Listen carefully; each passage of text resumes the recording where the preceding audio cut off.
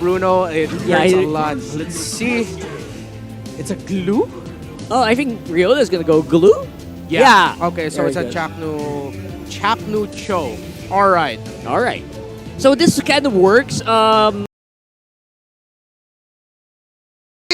This draft doesn't look like an old Blacklist draft. Tell me that's not the case. It's not. No, it does, because again, ultimate bonding experience, ultimate healing. Rafaela back for Blacklist. And you even throw back to the Bruno. And tell me the old king would not want to play the Alpha. Is that not the only remaining utility jungler in this current metagame? Yeah. So What is going on? So Blacklist really sticking to their roots, especially since Bonchan is still there as their head coach, really doing wonders for them. So right now, can we expect the same result as to what happened for Blacklist? A strong start for Omega, then Blacklist suddenly turn things around by the 3-4 minute mark? You know what? I can't give you an answer just yet because I also do not understand what's going on with Smart Omega. Yes, in the regular season, they brought out some of the crazier picks, like the aforementioned Belleric, the Gatot, which is now a, real thing, and not to mention the Carmilla. But the early Eve, right? It seems like we're throwing back to a hero that's worked overseas, but not in the Philippines, not as much, not as often. I can name like one dude who won in MPL Philippines with the Wait, what's... No, James, go low! Oh, Ryota goes in, MP the king. Okay, with Fear of Alpha, is he going to be able to out-sustain? MP even used the Retribution, but on the other hand, off-cam kill will go to Andoryu first, a trade onto Haji. And as you were saying, I think the point... wait, Andoryu goes in after Lord JM. Okay, he has no Revitalize anymore. Ring of Punishment, but Okir, the one we were talking about, the Eve, will get the kill. All right, I was going to say Super Friends won with the Eve. Yeah. But hey, who am I to put down Ook here? Let me put this away just a bit. I was about to go on a tirade against the Eve. But right now with the turtle spawning in the upper quarter and that being a lane that Ryota is okay actually just losing and dying for, means this is what he was going to do compared to what he did in Game 1. In Game 1, he was supposed to be in the forefront. He was the in catch. Game 1, he was the catch, he was the finisher, he was the setter. Here, he's more of a spoiler. And I think given the whole Ube situation that Black is running with, this pace is so much better for Omega. Yeah. All right, folks, I hope you guys understand this is a new Blacklist. It might be Ube, but they're so good at teamfighting, they're so aggressive. And that's why this first turtle, as soon as Omega did not get that first initiation on it, they understood, yeah, we can't fight Blacklist on that. Not like this. On the other hand, though, look at it. Andoryu solo! What? Oheb! How? Solo kills the Curly Nightmare! Didn't even get to hit the Tempest Blade. What was that? Catching Andoryu off guard as Chakna goes in. But look at the counter-attack from Blacklist, ready to save their Filipino sniper. Turn that initiation to their advantage. That was 2 kills for Oheb. It caught Andoryu off guard. I wasn't sure why he went down. Call it a series of unfortunate and confusing events. Yeah, confusing. Unfortunately, we didn't see it fast enough because that's how fast Oheb delivered the final blow to Andoryu. So the answer to my question earlier was, okay, Blacklist, this is a different start. Blacklist is dominating the early game right away. Yeah, no doubt. Blacklist up by about 600 gold. You'll see that a good chunk of it, it's in the gold lane. There's about 300, 400 between Oheb and Big J, given that sudden kill on... You know what? Part of me is glad we didn't see what happened. Yeah. Because I wouldn't accept what happened. But the thing is, That's a Ling! I want an explanation on what happened. I wanted to see, but again, that was a Ling, very mobile. And you mentioned it even. There was, the Tempest of Blades was available. Yeah. So, you know what? Some things like crop circles, you just accept. You know, like, let's not. There are a lot of theories, but you just gotta accept it. Haji goes in with the Crimson Beacon, forcing Ukir to go for that flicker. Out here comes the real world manipulation as Chaknu will be catched by the Lantern Flare. Flickers out, he's gonna escape, but here comes Lord JM with the glorious pathway. Gonna work on Andoryu here, as Andoryu will still be able to get this purple buff. But right now, you can see Omega can't handle Blacklist blow for blow. Well played. Blacks International using... Oh, nice check by MP. Using their innate mobility. Again, it's all about mobility for Blacklist. Now Ryota checks into a bush that had MP in it. Another turtle for Blacklist. They're using all the purifies, all of the movement speed boosts, and their early power spikes to just run through Omega. Like this square, this box that Oki's putting up, No. Blacklist not respecting it at all. Yeah, they don't care. Especially since Lord JM is there with the Glorious Pathway. So it technically worse. just cancels out the RWM that Uker can place. And at the same time, Haji has been performing well with the Zushin. The KDA machine, we haven't been highlighting him that much. But look at how Chatno is performing so far. He's having a hard time trying to go for those initiations because of the threat of the Lantern Flare from Haji. Even with or without a Purify. The Purify is just an extra layer that Blacklist can use aggressively. Now they're 2,000 gold ahead. All turtles over to the agents. And not a single thing taken by Omega. Sure, Andorio was taking some shields up top, but wait, oh no, he's in trouble. This is bad. Oh, this is 3 agents going after Andorio. MP the King tries to cut them off. Andorio manages to escape, uses the Retribution. Fear of Alpha will be used with Temples of Blaze as well just to escape. A lot of ultimates has been casted, but fortunately for the Barangay, Andorio is safe. I mean, you count your blessings, That was but it's still bad because look, Blacklist is just running amok. And all right, I understand why. It was a long haul plan for Blacklist. You see how they went coast to coast, top all the way down the river to try and defend from Jome. But all right, for once, Smart Omega in this series gets something that they want for free. Finally. No casualties, no trades. But I do like to commend what Perks has been doing. Prior to the Andorio chase, Perks actually used the Holy Baptism just to check a bush where Chaknu was actually in. So those kinds of small things that these pro players are doing enables Blacklist to just really be confident enough and make sure that no initiations can be used by Omega as they try to work on Ryota right now. Just look at the damage as early as now coming in from Bruno, from Ohim. It's a lethal Ube. And now, emotional damage set in by Lord JM. I'm sure someone saw that. Ukir must have seen it from the corner of his map. And that's going to be a 100% turtle take rate. I'm pretty sure. Andorio, he's hoping. He's trying to... Here we go. What? Scene, but Andorio's hopes will come true as he gets a Retribution steal. Now the counterattack of Blacklist, they are mad. They want to go for a trade, and it looks like Chaknu is going to be their next target. But Ryota, Okir, and the rest of the Barangay are here to do the counterattack. Finally, kill coming in from Jome as Chaknu will also fall down in exchange for MP, Perks, and Oheb, and they're not even done as Ryota manages to escape. A 3-for-1 trade plus the turtle for the Barangay. A slow build-up in a crescendo of violence cascading into a 3-for-1 trade. Smart Omega were patient for a good minute up until that moment. You know what? It's the non-0% that Andorio was going to steal it, but I think the shielding and the extra damage on the Ling was just enough to swing back the momentum into Omega's hands. Look at that. Top lane, mid lane, the turtle, and now 500 gold over to the green and blue. Yeah, this is where Omega has been commended all throughout the season. Their macro mechanics, even when they're behind, they know how to make things work. They know how to manage the economy. Andorio has been doing a very good job. And I'd just like to say that he's my most improved player of the season.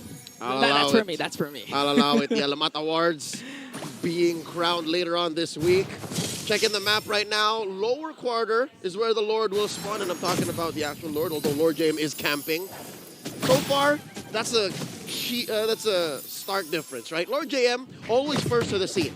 Ryota will be answering. Ryota will be like, all right, if I'm going, everybody's going. And for the first time in a while, that's a Molten Essence. Okay. Right. Okay, so they work on the turret and down bottom just to manage the trade, but Andorio again, just look at this. Maximizing the time Omega has been giving him. He's playing the map. This is something you could not have done in game 1. And he's making up for lost time. Clear, clean push. Top lane tier 2. He's making up for what happened a while ago. I almost forgot. You had to remind me. And now the Lord. They're taking it at about half health. And there's a big choke slam. Okay, you know that this is what Ryota is going to do. Just really try and zone out the members of the agents. And now they're forced to look for a trade. Even Empty King goes in after Chaknu. And look at Ryota, just with the ultimate onto Perks. He's going to fall down. But for the price of the Lord. You know what? That's a worthy trade. And Omega lost no tempo on the map. Worth they it. still have a wave up top, a wave down bottom. They're going to lose a tier 1. Oh, they want to go for the clash as Joe picks up a kill. And a shutdown coming in from Haji. A 2-for-1 trade. Blacklist answers right back with 2 kills for their own, as Omega still has the luxury of having a first Lord on top. This mobile hospital draft by Blacklist, able to take kills underneath turrets. I mean, Big J was timing out the brilliance. If that was up for sure, he would have survived. But oh wait, look at this Grand Theft Orange. Andoryu serving up to Chaknu. I'm pretty sure Andoryu's gonna take it. Amazing work, 1 star. Okay, they're just really returning the favor of what Blacklist has been doing for the past 2 games, even the start of this game. As Blacklist makes quick work of this board. Again, Omega putting a lot of pressure onto the opposing lane. They're gonna get another turret. I'm sure with pleasure. Yeah. Because this is the first time in what, a collective 20-30 minutes that they're able to play. Yeah. Game 1, sure, they got the first 2 minutes, but from there on, Blacklist kept the chokehold. Yeah, and we've exceeded the time of game number 1. It was 10:30. Already. A fast game for the ages, but right now, Omega, looking at the statistics, looking at the goal difference rather, we can see that Blacklist, in terms of gold lane, OEB's ahead. Yeah, but look at Andoryu now. 2K. About 2K ahead. That's so important, given that MP the King, despite playing a solid role in game 1, now is playing the same role. But something tells me he should have stepped on the clutch. Something tells me here he should have been a little more aggressive, laid down on the main advantage that you have as an alpha against a lane. Because, sure, one of the main strengths of an alpha is his ult, right? And it's low cooldown. You're able to close the gap, and you're able to get into places where other junglers couldn't have with the same amount of frequency. That, and of course, the true damage burst. Our analysts at the Infinite Safe Tabayan covered this earlier on in the post-match breakdown. But now, even against Assassins, even against Andoryu, if he can somehow find Andoryu, that might be a good matchup. But so far, he's only played the Ube. He's only been walking along with the mobile hospital. How are you going to find Andoryu when, for some reason, he just keeps managing to find something? That's the paradox. Yeah, exactly. So right now, Blacklist problems just keep adding and adding. And at the same time, I do like to say that Lord JM is not that activated compared to game number 1 because specifically of the high loss. Whenever he uses the high loss, it seems like it limits his micro skills. That's right. Unlike when we see him use the Arlot, the Vendettas. Which is interesting because you can see now in real time the code switching, the mental clutch that Lord JM has to play. That from game 1, he really was calling the shots. Although that was a tanky Benedetta, there was a lot of mechanics involved. Here, he's a high loss. He's an initiator. Now, Lord standing. Look at it from the back. A 3-man knockoff from Chaknu, paired up with the real move manipulation coming in from Oki. Andoryu goes in. Perks will fall down. Captain Blade is there. Yota quite dangerous. But they're bursting down every single agent in exchange, but they're countering it. Blacklist answers with 3 kills of their own. Lord JM MP is left. For Black and Omega, it's Ryota and Ukir. What a bloody exchange. The Lord Pit, a mass grave. 3 from Omega, 3 from Blacklist. Although MP is standing, he is a retribution holder, he's not as confident. Look at Lord JM! Oh, stun onto Ukir. Will he be able to escape the Stone Order? The Ring of Punishment Ukir! might just be enough to burst down Ukir as MP the King trying to solo kill the Lord here. Antonio's not gonna make it. A Lord scored by Blacklist! A huge turnaround for this game. That clash started off with a beautiful conceal from Chaknu from the backline, catching 3, plus real-world manipulation from Ukir. But again, the Ube strat, the sustain, the heals from Perks, the revitalize from Blacklist was more than enough for them to recharge and get 3 kills of their own. Not all trades are made equal. The 2 remaining for Black at that moment was more valuable than those remaining for Omega, which allowed for them to get the kill, to get the zone out, to get the Lord. And now there's an enhanced one marching up top. And there's one recalling in mid. Okay. Lord JM, the clutch gene in this young man. I just literally said that this high-low pick is limiting his micro skills. I stand corrected. I'm literally standing right now. Lord JM, you continue to amaze me each and every time. You don't say that to Lord JM. He was programmed to win, and now he's gonna break the code. Whoa! Going even 1v1 up against Andoryu, trying to prevent him to go for the split push. And now Omega has to deal with his enhanced Lord up top. Here we go. Can Omega defend? They have less than ideal wave clear. Look at Andoryu in the back, forcing Haji to respond. Buy-in. So much needed time for his team to take down that Lord. The map is blue, Ingan. There's just 1 turret left. for Smart Omega in the bottom lane. Well, same is true for Blacklist, but suddenly a momentum shift at 15 minutes. Yeah. This is worse. I would rather have these trades, these back and forths in early, because Smart Omega, they have to find another way to kill Oheb. Yeah. I think that was the mistake that led them to that bad exchange. Oheb survived for too long.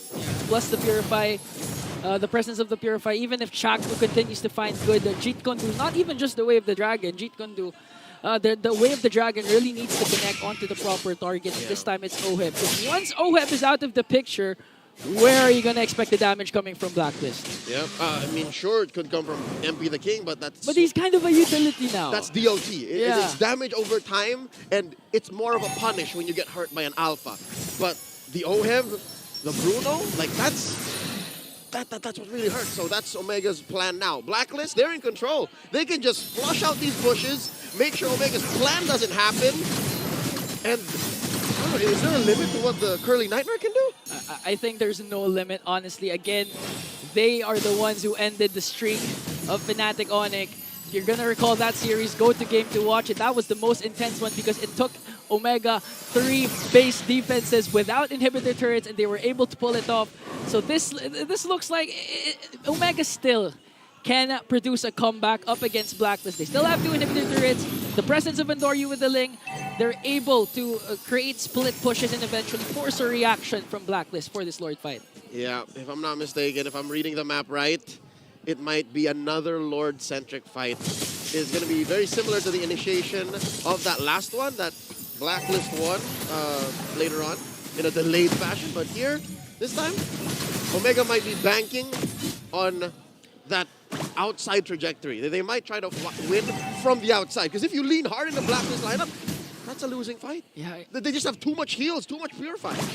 Too much of everything is actually good this time for Blacklist. So Omega, if they can manage to find the pickoff, especially for Andoryu, or a proper setup for Chakmu with the Way of the Dragon, but the problem is Oheb and Perks has their Purify. They're weaving in and out of the Lord pit. Lord shuffle in full commencement. Lord now to a third of its health. Chakmu, a lot of damage. Here comes the Lord. Okay, they're going all in once again, popping Chakmu's immortality, plus the Holy Baptism will get to. Chakmu used to force the flicker just to escape. Here comes Tempest of Blade, counterattack coming in from Omega, and finally they get Oheb down! But the sustain from Blacklist is there. Lord JM will fall down as well. Hachi picks up a kill onto Big J, and Chakmu will go down, and now they're targeting Andoryu. He does have immortality, so they can go all in. It gets off. Again, the stun coming in from Parks, and Haji will bring the Curly Nightmare down. And it's Ukir and another tank left, while Blacklist still have a lot left in the tank as 3 members are on the map. Haji pushing Ukir out of his sights, brings him back in, playing with his food. Oh, Ukir though, moments away. And Perks, I have to commend Perks, 2 consecutive, make it 3. Holy Baptism, game-changing plays to bring Blacklist back on the lead. Ryota looking for the grab, full stacks on Perks, but he knows that that's a losing bout. And Smart Omega respawns just in time. But I don't think they have enough time. 18.5 minutes in, Ingan. 3,000 gold up Blacks International. Yes, they lost Oheb in the exchange. But the fact that they split up and then reconvene for the Ube just changes the dynamics of the fight. If Omega figured out the first layer, how to break that, apparently there's more. There's more. Again, they're proving me wrong. I just said, what happens if Oheb gets caught? Where's the damage going to come from? Apparently they have more in store for their team. Oh, this is difficult. Wow. Omega has less than ideal wave clear. It's so hard. Now they're going to crack into the face once more. They don't even have to wait for the Lord Crimson Beacon coming in from Haji as they try to work on Chakmu here. He's going to fall down. No immortalities. First man down is Chakmu. Real world manipulation coming in from Ukir though. Ryota goes in, but is it going to be enough though to defend the Lord? Even the Lord is still half HP and they're going to go in, forcing out a lot of ultimates as Joe will fall down. It's just Ukir and Andoryu left. Blacklist has a huge advantage. They will go up 2-0.